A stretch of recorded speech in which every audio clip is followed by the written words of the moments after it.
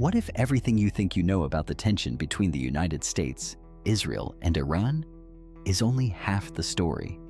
Not a movie, not a theory, real power, real strategy, real consequences.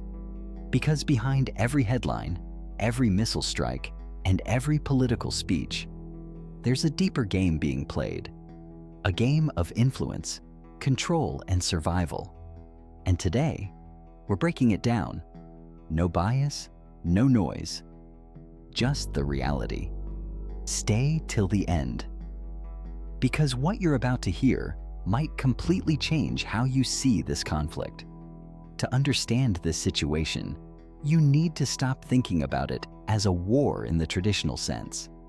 This isn't one battlefield. It's multiple fronts: military, political, economic, and even psychological. The United States, Israel, and Iran are not just reacting to each other. They are constantly calculating, predicting, and positioning. Every move is strategic. Every silence is intentional. So let's break it down. Who wants what? Why this tension exists? And what's actually happening behind the scenes? At the center of all this is one key issue: power in the Middle East. Iran wants to expand its influence across the region through allies, military presence, and political control. Israel sees that as a direct threat to its existence. And the United States?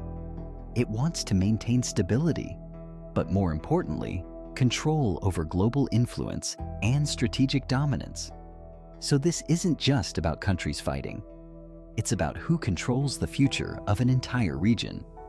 Iran doesn't fight like traditional superpowers.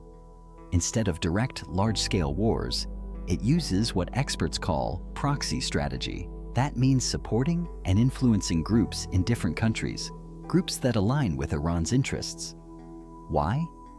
Because it allows Iran to expand influence without risking full-scale war, pressure enemies from multiple directions, maintain plausible deniability. From a strategic perspective, it's highly effective. But from Israel and the US perspective, it's extremely dangerous. Because now, the battlefield isn't just one country, it's everywhere. Israel operates with one core mindset: survival is non-negotiable. Surrounded by potential threats, Israel takes a proactive approach. If it sees a threat growing, it acts early.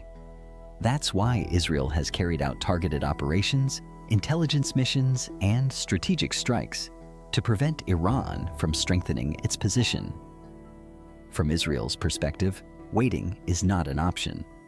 Because in this region, hesitation can cost everything.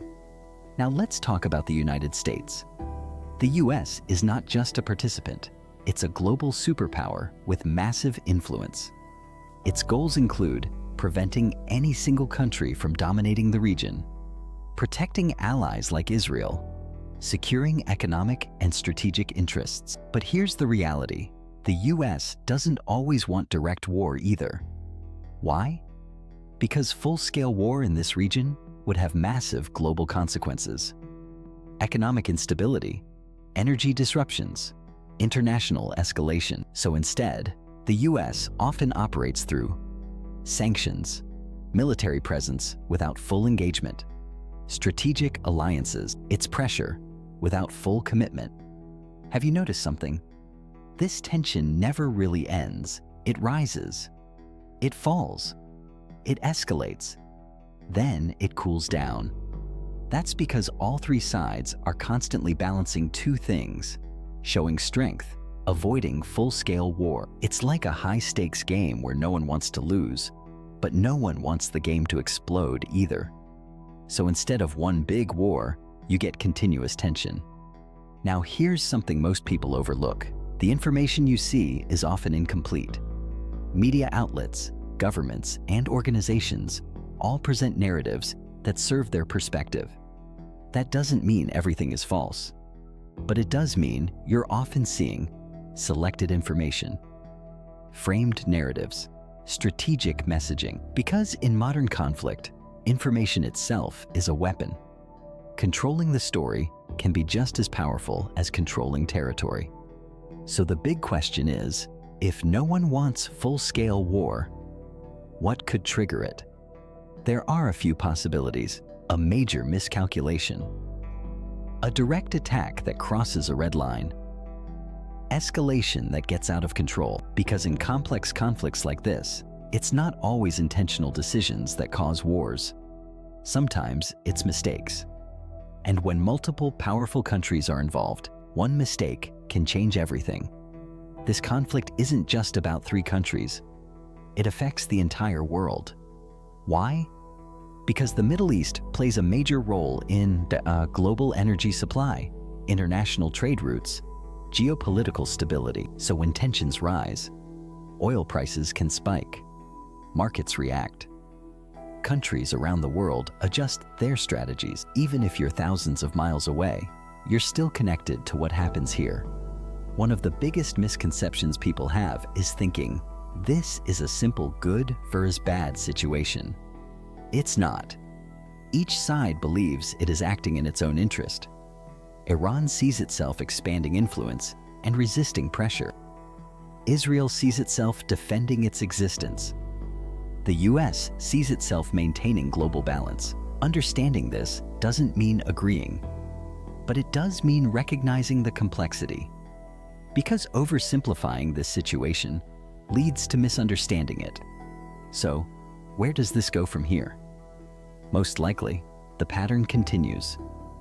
Tension, strategic moves, occasional escalation, then de-escalation, because for now, controlled tension is more beneficial than uncontrolled war. But that doesn't mean the risk disappears. It just means it's being managed. Here's the truth most people don't realize. This isn't just a conflict happening somewhere far away. It's a live example of how power works in the modern world. It's strategy over emotion, influence over noise, control over chaos. And the most important thing you can do is not just consume information, but understand it. Because in a world where narratives are everywhere, clarity becomes your biggest advantage. If this changed how you see things, make sure you stay informed, stay aware, and most importantly, keep questioning. Because the real story is always deeper than the headlines.